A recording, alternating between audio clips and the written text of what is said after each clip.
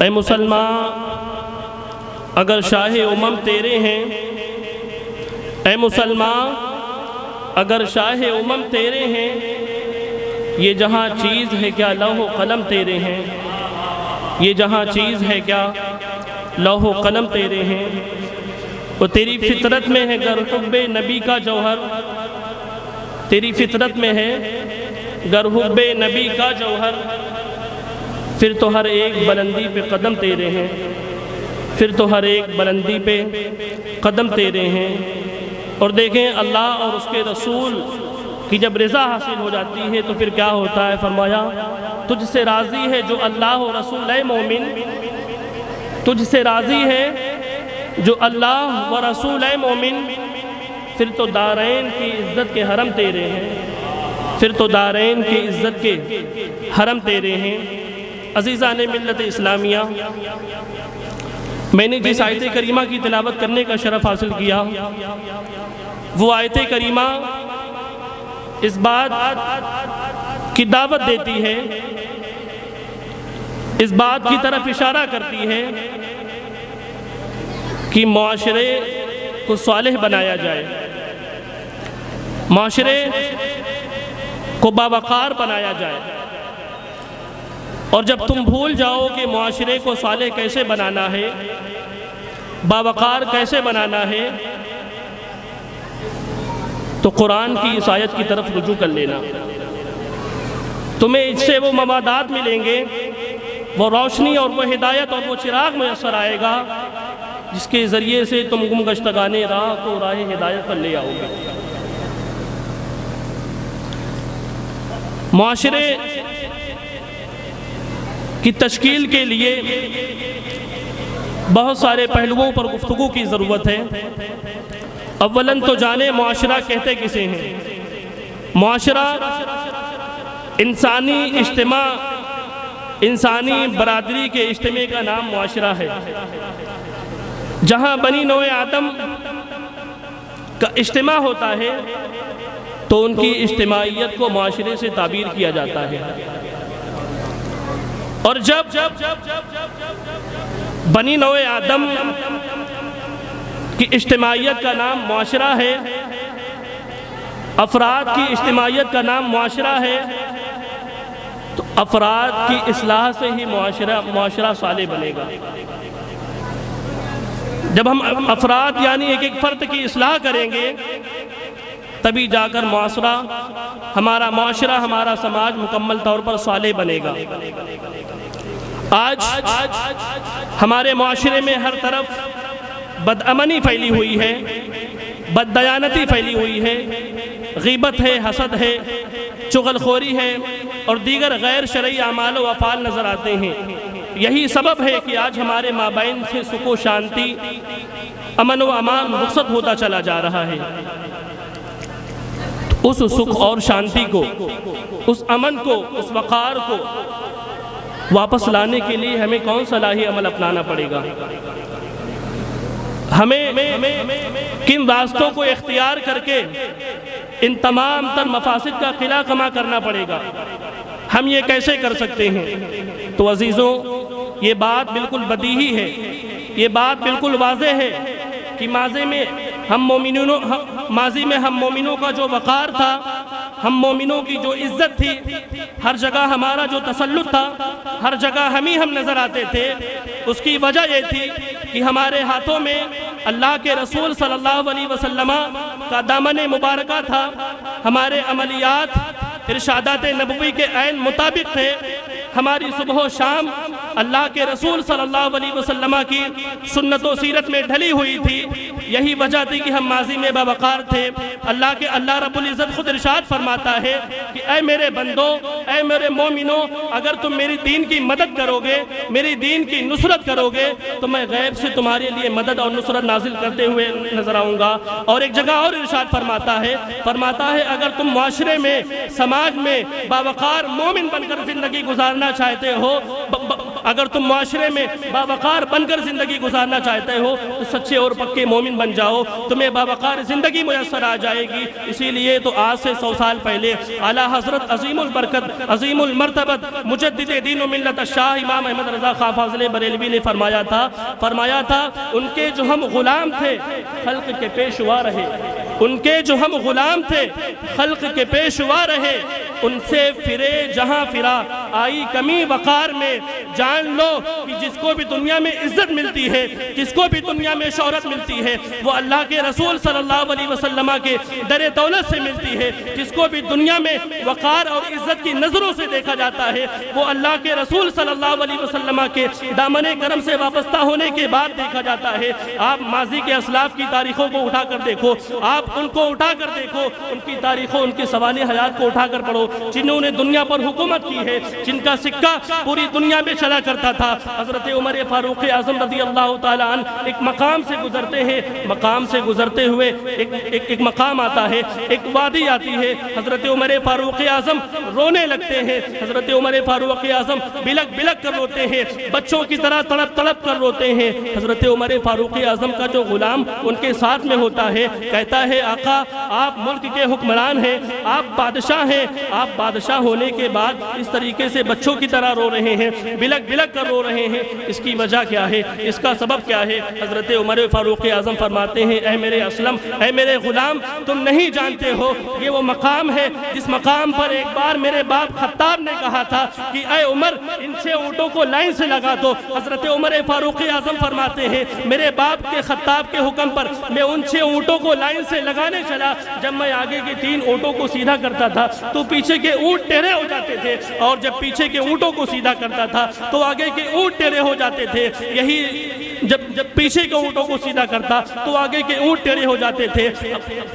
حضرت عمر فاروق اعظم نے فرمایا اے میرے غلام، جب میں ان 6 اونٹوں کو اس وقت لائن سے نہیں لگا پایا تھا تو میرے باپ خطاب نے مجھے بے تحاشا مارا تھا، مجھ پر تشدد کیا تھا، مجھے ضربیں لگائی تھی۔ حضرت عمر فاروق اعظم فرماتے ہیں کہ اے میرے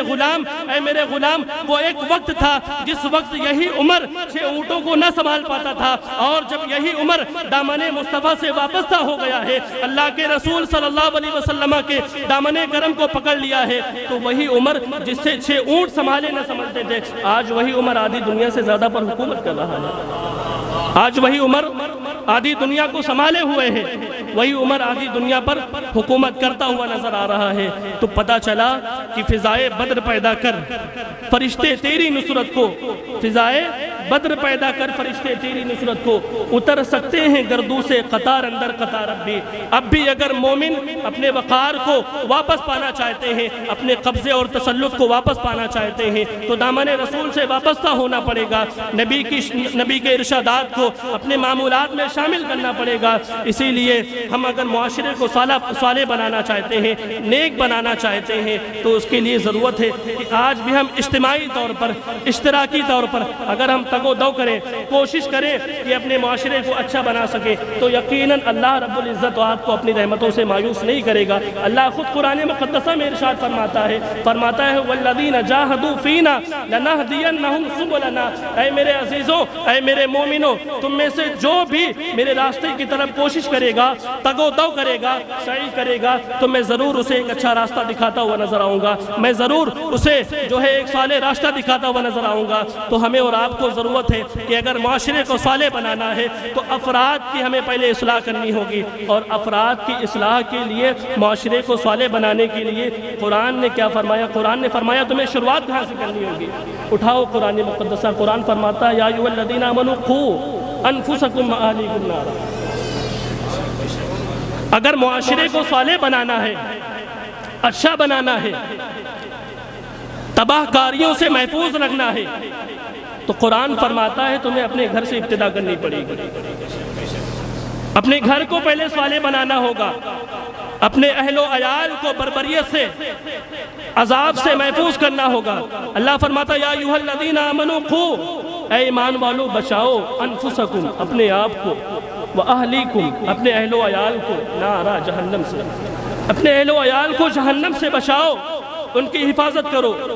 آج ہمارے معاشرے کا ماحول کیا ہے، ہمارے معاشرے کا حال کیا ہے۔ بچے کو ہم نماز کے لیے اگر حکم دیتے ہیں وہ صرف نظر کر لیتا ہے، منہ پھیر لیتا ہے، عریانیات اور فحاشیات میں لگ جاتا ہے، تو بس ہم باتوں تک ہی محدود رہ جاتے ہیں الا ماشاءاللہ، اس کے علاوہ کوئی بھی خیر کی دعوت نہیں دیتا عزیزوں۔ اور جب وہی بچہ جوانی کے دہلیز پر قدم رکھتا ہے تو تباہ کاریوں میں مصروف ہو جاتا ہے، عریانیات اور فحاشیات میں لگ جاتا ہے، پھر ماں باپ کے بڑھاپے کا سہارا بننے کے بجائے وہ اپنے عیش پرستی میں لگا رہتا ہے، اور ماں باپ جو ہے وہ بدحالی کی زندگی گزارتے ہیں اور پھر پچھتاوا ہوتا ہے۔ عزیزوں، بڑھاپے میں اس پچھتاوے سے بہتر ہے کہ آج اپنے بچوں کی اصلاح کر لو، اپنے گھر والوں کی اصلاح کر لو، اپنے اہل و عیال کی اصلاح کر لو، تاکہ کل کا پچھتاوا تمہیں نہ دیکھنا پڑے۔ اور اس سے بڑھ کر بات تو یہ ہے کہ آج اگر ہم میں کسی کا بچہ برائیوں تک پہنچ گیا ہے تو وہ کسی بابا کے پاس جاتے ہیں، کسی مولوی کے پاس جاتے ہیں اور کہتے ہیں حضرت میرا بچہ بگڑ گیا ہے، کوئی دعا بتا دیجئے، کوئی تعویذ دے دیجئے، کوئی عمل بتا دیجئے، آپ ہی کچھ کر دیجئے تاکہ وہ سمجھ جائے، تاکہ وہ سدھر جائے۔ اسی طریقے سے ایک خاتون ایک بزرگ کے پاس آئی اور کہنے لگی کہ اے بزرگ، اے صاحب علم و حکمت، میرا بیٹا ہے، میرے اہل و عیال ہیں، وہ بہت زیادہ بگڑ گیا ہے، بہت زیادہ شریر ہو گیا ہے، میری بات نہیں سنتا، خیر خواہی کی طرف نہیں چلتا ہے، میں کیا کروں؟ آپ کچھ بتا دیں، آپ کچھ کر دیں۔ بزرگ نے فرمایا بتاؤ، اگر تمہارے گھر میں آگ لگ جائے، تمہارا گھر شعلوں سے بھر جائے، تمہارے اہل و عیال گھر میں سو رہے ہیں، تو پھر تم کیا کرو گے؟ اس خاتون نے کہا کہ میں انہیں بیدار کرنے کی کوشش کروں گی، میں انہیں جگاؤں گی۔ بزرگ نے فرمایا اگر وہ اس کے باوجود بھی نہ بیدار ہوئے، اس کے باوجود بھی نہ جگے، تو پھر تم کیا کرو گی؟ فرمایا میں انہیں اور زیادہ بیدار کروں گی، جو بھی بیدار کرنے کا لاہے عمل میں اختیار کر پاؤں گی وہ کروں گی، لیکن انہیں ضرور بیدار کروں گی۔ فرمایا پھر بھی نہ بیدار ہوئے تو پھر کیا کرو گی؟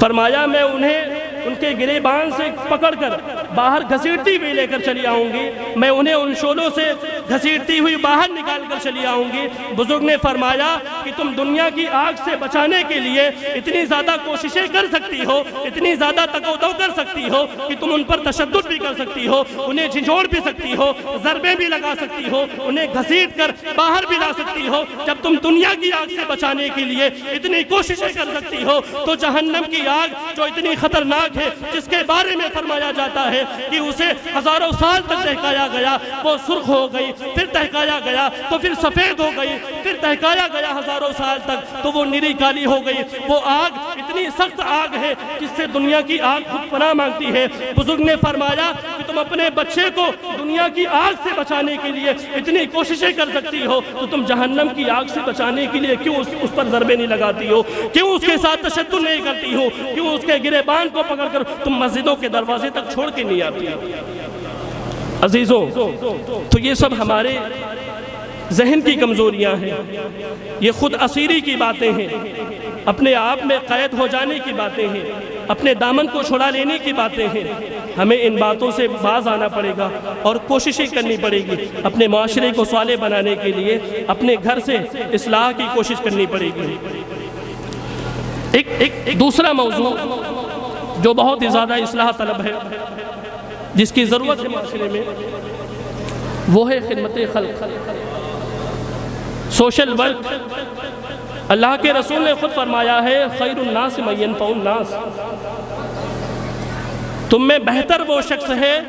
جو لوگوں کے لیے نفع آور ہو، جو لوگوں کے لیے نفع بخش ہو، تم میں وہی بہتر ہے۔ عزیزوں، اللہ رب العزت نے ہمیں اور آپ کو اپنے محبوب کی امت میں پیدا فرما کر بے شمار احسان فرمایا ہے، اور فرمایا کہ اے میرے محبوب کی امتیوں، قیامت تک آنے والی تمام امتوں میں تم سب سے بہتر امت ہو۔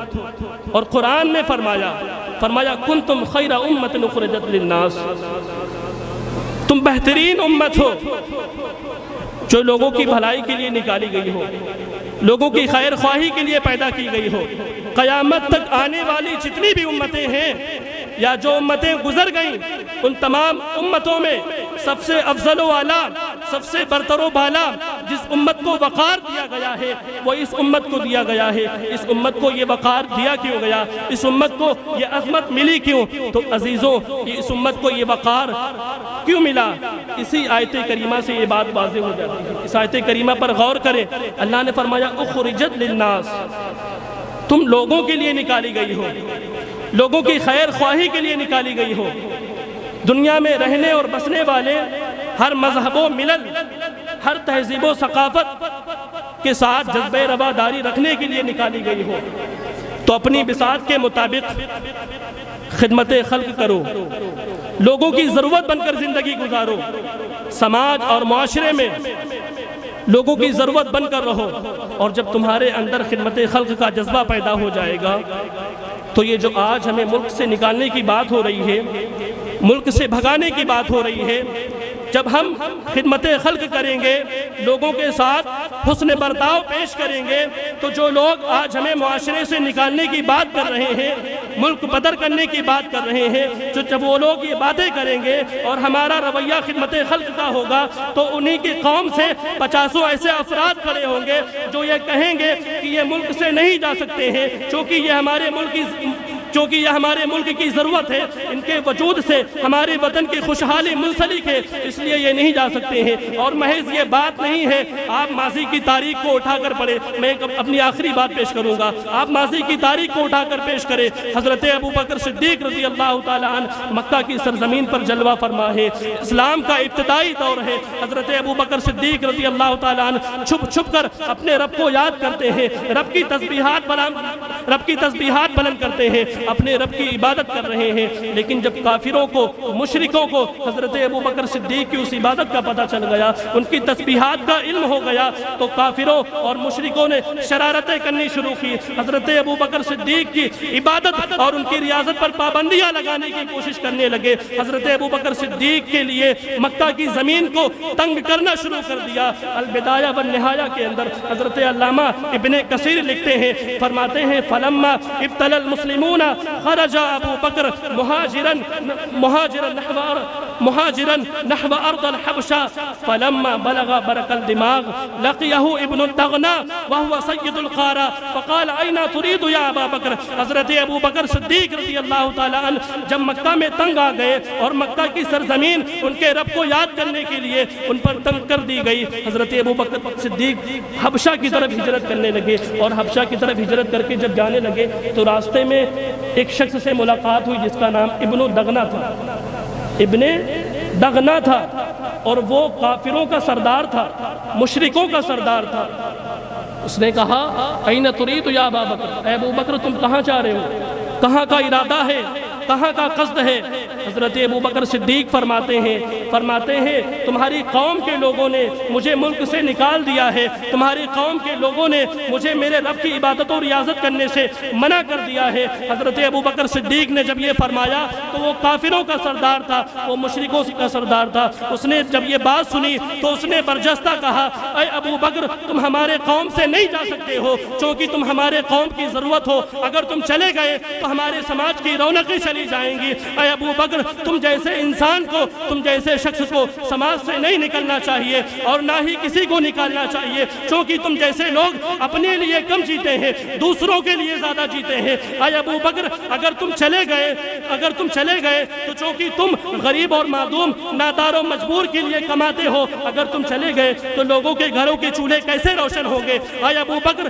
تم صلہ رحمی کرتے ہو، اگر کوئی تم سے قطع تعلق بھی کرتا ہے تو تم اپنی اعلیٰ ظرفی کا مظاہرہ کرتے ہوئے اس سے رشتہ استوار کرنے کی کوشش کرتے ہو، اس سے رشتہ جوڑنے کی کوشش کرتے ہو۔ اے ابو بکر تم اچھائیاں کرتے ہو، اگر تمہارے گھر کوئی مہمان آتا ہے تو تم اخلاص للہیت کے ساتھ اس کی مہمان نوازی کرتے ہو۔ اے ابو بکر تم لوگوں کی مدد کرتے ہو، اگر ہم نے دیکھا ہے کہ اگر ہم پر آسمانی یا زمینی کوئی بھی آفت نازل ہوتی ہے تو اے ابو بکر تم جی جان لگا کر اس کی مدد کرتے ہوئے نظر آتے ہو۔ ابو بکر تم ہمارے قوم کی ضرورت ہو، اس لیے تم جہاں سے نہیں جا سکتے، فرجی ببلدک وعبد فرجی ببلدک